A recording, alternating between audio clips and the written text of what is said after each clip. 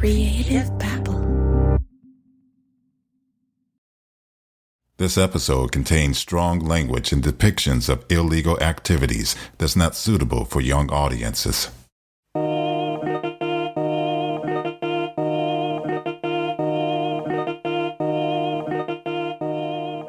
Last time on Pretend Radio, we witnessed the birth of a con man. Eric Torres started his criminal career as a street thug and worked his way up to car insurance scam artist. Here's how it works. Eric stages car accidents, then the driver goes to his fake medical clinic and cashes out a $10,000 personal injury claim. He made a killing scamming thousands from car insurance companies. So I was going out there, staging a few car accidents here and there, and staging a car accident with 3 people, making $1,500 here. Those people would refer other people. Those people will keep referring people. So I would look like a drug dealer. You know what I mean? Where people will call me instead of drugs, they'll call me for an accident. You know, so they wanted to make a little money. They were short on rent. They didn't have no money. Surprise, surprise. He got caught and was facing some serious jail time. He could have easily walked away without going to prison. All he had to do was rat out the guy who was running the fake medical clinic. I'm Javier Leiva, and this is Pretend Radio. Stories about real people pretending to be someone else.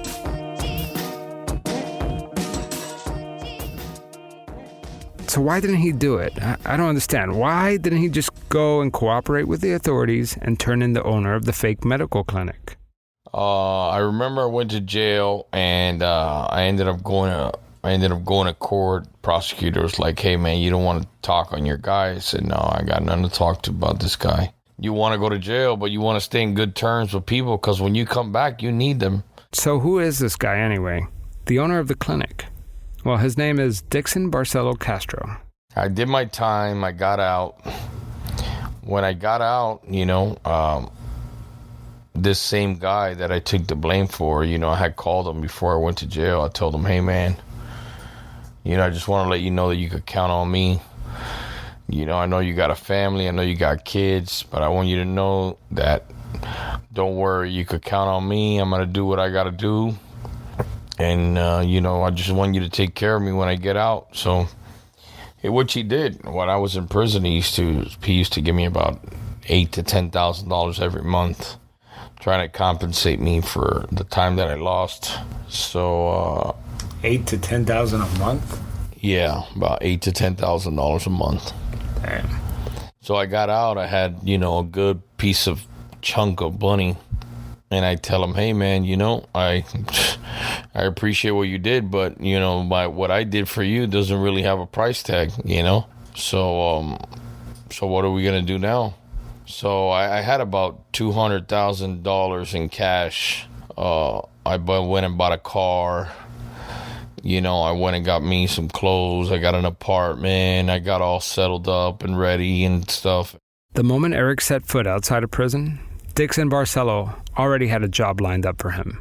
You see, while Eric was doing jail time, covering for him, Dixon was operating another medical clinic. He was operating a pain management clinic, when I got out. And he tells me, "Hey, man, look, buy this MRI from me. And I want you to start making some money." So I was like, "Well, how much you want?" And, he was like, "I want $60,000. So I said, "All right, great. How much am I going to make?" He says, "Look, I guarantee you're going to make at least $2,000 to $3,000 a day." I was like, "All right, perfect. Here's your $60,000. So I gave him the $60,000. I bought the machine. I ended up putting the machine, left in the machine there in his property. And I was making exactly what he was saying, about $2,000 to $3,000 every day. Why did he want you to buy it? I mean, why couldn't he have done this himself? Because he just wanted to look out for me. He knew that what I did was very hardcore. He says, "Man, what this guy did for me, he was able to stay out here and raise his kids." So Dixon, the guy that ran the car insurance scam, is now in the pain management business. Okay, I'll bite. Pain management is a branch of medicine that specializes in, easing the quality of life for those suffering with chronic pain. This new pain management thing that he got onto was that, 80% of patients have a problem in their lower back, whether it's a disc, whether it's, it's a herniation, whether it's a bulging disc, whether it's a pinched nerve, there's always going to be something wrong with the back. So, it's kind of irrelevant because, everybody has some type of deterioration on your your L5, your L7s way down in your spine. So, Okay, let's cut the crap. This can't possibly be a legitimate pain management clinic. It's safe to assume that this new business venture of his is shady as hell. This pain management clinic is a way to sell and distribute oxycodone in the black market. Well, the reason why you want to have the clinic is you need somebody to write you the prescription. So the doctor's going to write the patient the prescription for, let's say, 200 pills of oxycodone. So the doctor writes a prescription, 200 pills of oxycodone. He pays $300 for the doctor. He pays me $300 for the MRI. He pays $200 to get 200 pills. So the patient has invested $800. When he sells 200 pills at $20, he made $4,000. So out of the $4,000, you take away $800. The patient's left over with $3,200. Now you could do it every month because you need to go back and get your refills. So now you're making $3,200 a month just going to the doctor to take a visit. You know what I mean? When you think about it, it's how long would it take a normal person to work, how many hours a week to make $3,200? And this guy is just going once a month, selling his prescriptions and making $3,200. You know what I mean? It becomes a hell of a business.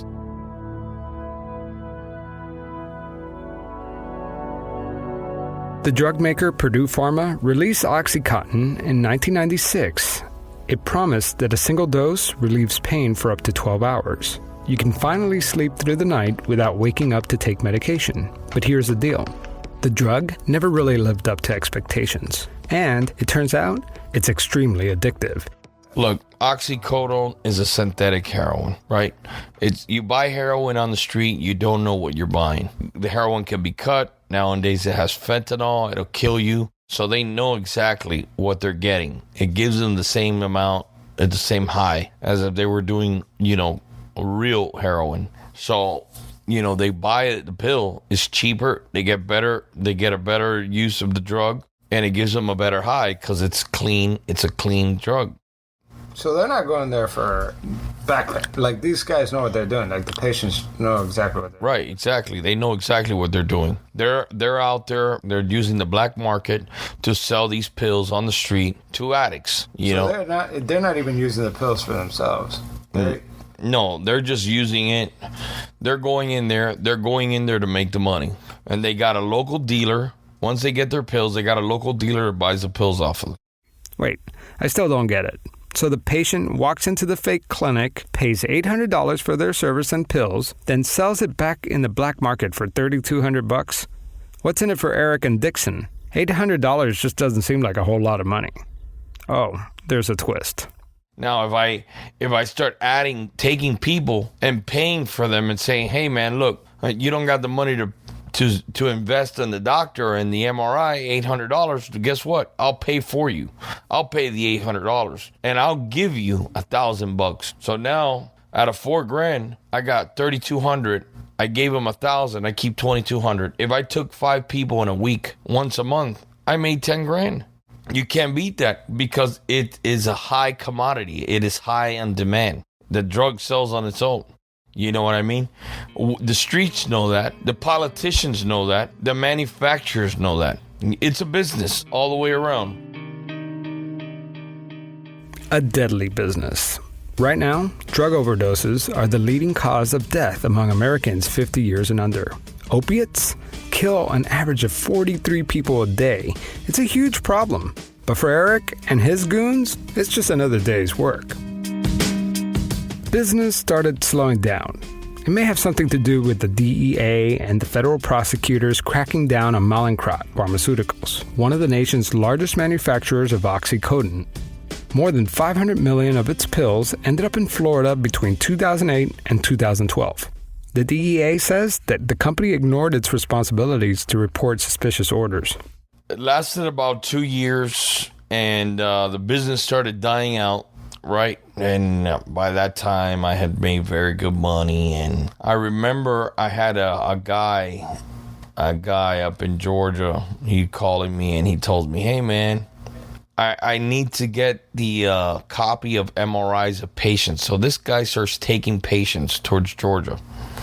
So I was like, all right, sure, I'll send you the copy. So I see that he starts calling over and over and over again. I'm like, wow, man, this guy, he must be making a lot of money. I spoke to the guy on the phone. The guy tells me, man, you should come up here. You should set up your own medical facility. You'll be making a killing. The guys down in Florida, they haven't caught on to this. Why don't you come up here? I said, sure, no problem, man. I'll go up there. And I went out there, checked it out. The guy had a huge office filled up. So I went online and I put a few ads on Craigslist looking for a doctor that was willing to do pain management. And I ended up, catching one. I got a doctor. I met with the doctor. The doctor was a cool guy, man. He said, yeah, man, the doctor straight up tells me, hey, man, yeah, I know what's going on, man. I want to make some money too. Don't doctors make enough money? I mean, you know what? The medical industry has changed so much that they stopped making money. They're not making the same amount of money that they used to. Nowadays, you got physician assistants that are making the money that doctors are making. The patients that I was dealing down there in Florida, called them and I told them, hey man, look, I just opened up my own facility out here in Georgia. Why don't you come up here? They were like, sure, man, we're on our way. And I mean, that was pretty much it. The clinic started making good money. It started rolling, and I ended up closing the clinic down. After the year, the doctor fled. He took off. And why did he take off? I don't know. I guess he made enough money, and he was kind of worried, and he just left. So, make a long story short, the doctor left, and I closed down the clinic, and that's about it. A few years went by. I started living my life. I got married. I had kids. Eric walks away. 4 years go by, and things are finally starting to settle down. He has a family, housekeepers, a yacht, tons of money. Life is good. Well, life was good until he called his former office manager. I had this guy that used to operate the business for me on a day-to-day basis. This guy went and I called him.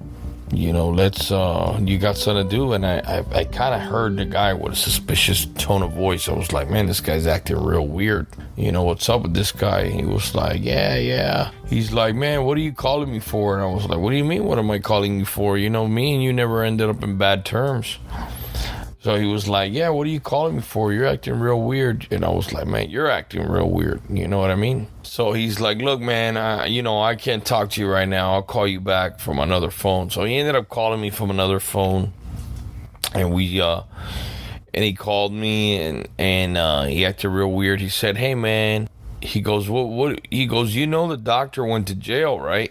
And I was like, the doctor went to jail? I was like, no, I didn't know that. Why would he go to jail? He said, yeah, man. What are you trying to do, man? You're trying to set me up? What are you trying to do? You're trying to make me operate a phony clinic? And I was like, man, you're crazy. I called the lawyer. I called my lawyer the next day, and I was, kind of freaking out. I called my lawyer and I tell him, hey, man, look, I think I got a little problem. You know what I mean? He says, oh, okay. He says, what happened? I said, no, well, look, I talked to this guy. He said the doctor went to jail. I'm pretty sure that if the doctor went to jail, they're going to probably be looking for me as well.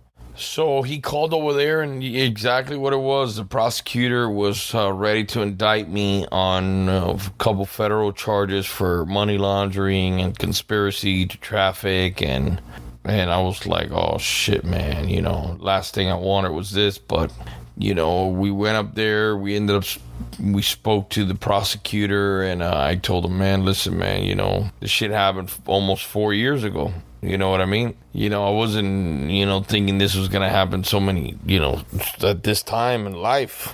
And they were like, yeah, I remember my lawyer was like, you're going to have to do 10 years. You got to start going and do your 10-year time. That's what the prosecutors want. And I said, shit, man, I kind of got fed up I got to a point where I'm just fed up because I'm just like, man, you know, you can't do nothing out here, man. There's no winning. There's no winning these people. We spoke to the prosecutor about what had happened, this and that, and I told him, man, you know, it is what it is, you know. Yeah, we were doing this, we were operating the clinic, and we kind of knew we were doing it for a wrong reason. You know, we weren't really doing it for any medical right reasons. So, remorse. That's what I was hoping to hear this whole time. The reason why I haven't spoken to Eric all these years is because he is a bad guy, whether he wants to believe it or not. I wanted to know, does he feel bad about the things he's done? I think part of him does. But in the end, I think he really feels like he's the victim in this whole thing. But what bothers me the most is that he's a smart guy, a real entrepreneur. Can you imagine if he took his con artist instincts and applied it to a legitimate business? I mean, the guy would be insanely successful. And that's what he's doing now. He's working for what he says is a legitimate nutritional supplement company. We've spoken many nights about his plans and the company and how he plans to grow it. It all sounds legit. Finally, his energy is focused in the right direction. As for his legal troubles, Eric is awaiting sentencing. And what about the owner of the clinic, Dixon Barcelo Castro? Dixon and his brother were both indicted on charges of conspiracy to commit healthcare fraud. Authorities say Dixon operated 4 different medical clinics around the state of Florida and scammed millions away from Medicare. As soon as they issued a warrant for their arrest, the Barcelo brothers were gone. They disappeared. Right now, as we speak, he's running from the FBI. You know, he's been on the run probably about 4 years. And I never heard from him since. Like out of the country, maybe? He might be out of the country, probably in Mexico. Eric's future is yet unwritten. He may spend the next 10 years in prison. Will he go back to being a con artist? Or will he change? Who knows? I guess we'll have to wait and see.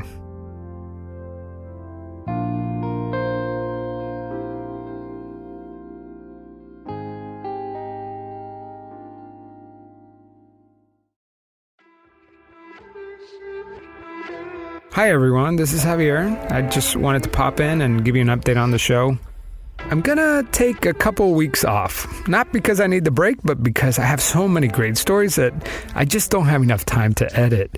I always get so jealous of when I listen to podcasts and they have credits at the end. I wish I had credits. Unfortunately, it's just me. I could only work so fast. But really amazing stories. Can't wait to share it with you. In the meantime, go to pretendradio.org and sign up for the mailing list. That way I can let you know when we're back. And please tell your friends. This is an awesome project. People keep telling me how much they love it. I've personally never felt so creatively fulfilled. Okay, so I'm going to take a short break and then I'll be back and it's going to be amazing. Can't wait to tell you what we got in store. Take care and I'll see you in a few weeks.